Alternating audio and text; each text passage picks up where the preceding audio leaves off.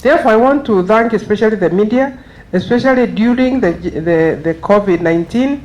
A lot we realized, and you remember there was a National Crime Center research done that showed that gender-based violence had increased by 92%. And that worried everyone, and this particular study was actually directed by His Excellency the President. And we have come to learn through that kind of a situation, then we need to think what else, what new intervention do we need to put in place. And while we have been in that journey of gender equality and women empowerment, which is long and bumpy since the Beijing, and it is true, those ladies who went to Beijing, they made 12 critical areas that we should be working on, right from women and poverty, women and education, women and health, women and climate change, and all those. Those are the ones we have been building on. But still working around the Beijing platform of action, we have realized we are not covering a lot of grounds. And that is what has connected us with Generation Equality Forum. And what we are hearing is the younger people, the intergeneration team, is saying we want equality now, in their lifetime.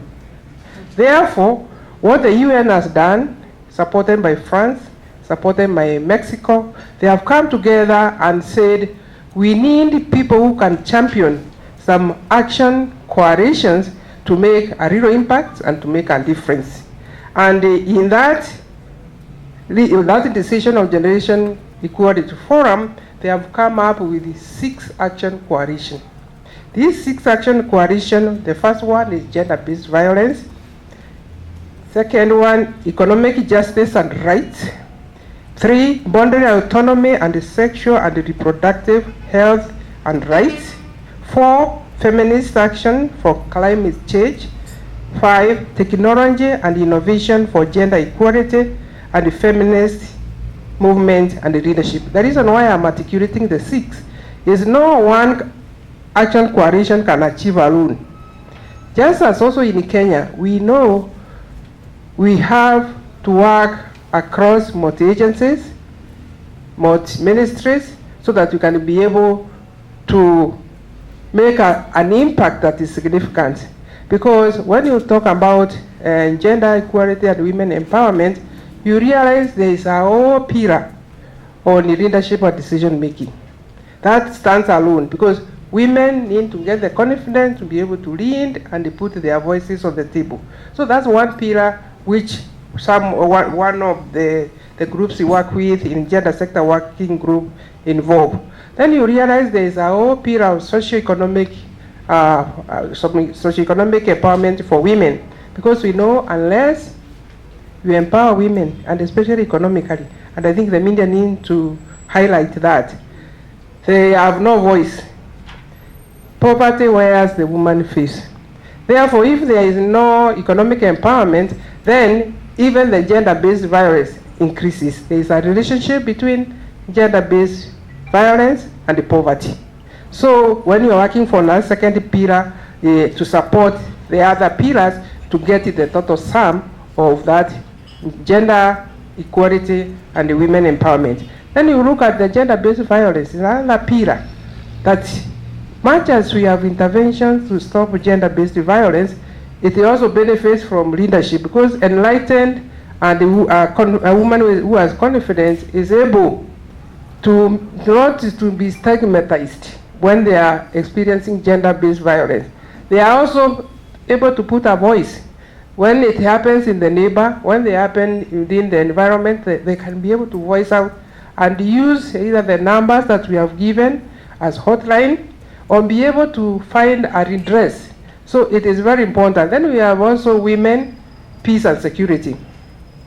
That is another huge pillar that we work in the effort to promote gender equality.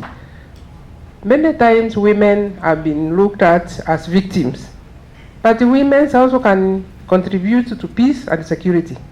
They have the information, the people who are perpetrators live among them. So there is a new thinking that we should also use women to participate in fighting the peace and security. And of course, all the conflict. And in any case, when there are conflict, when there is no peace, it's the women and children who suffer more. So what I'm trying to say is, you cannot just target gender-based violence in isolation. You must have all the pillars that make the total sum of how you are making progress. And I think research has already told us that. So what is new in this Gender Equality Forum? I think the 11 commitments globally, they got political goodwill commitment. I think we have said, for those who went to Beijing, realized they were women. But Generation Equality Forum, you find the presidents are involved, the youth are involved, and all the other players. And I think what is new in Generation Equality Forum is the new approach, innovative approach of, in the spirit of not leaving anyone behind. We are supposed to work with the private sector, civil society. I know our government sometimes is not very good in working with civil society because they criticize our policies. So, and then we work with the academia. We work with the women-led organization and girl-led organization, the human rights organization. So if you are to frame one issue that is different in the way we are promoting gender equality through Generation Equality Forum, is those new innovative approaches of leaving no one behind. So it brings on the table the skills of partnership, the skill of coordination framework, so that you will be able to move on the same and be able to measure progress. I think that is very, very important. And this is where you would ask, then what is the role of the media?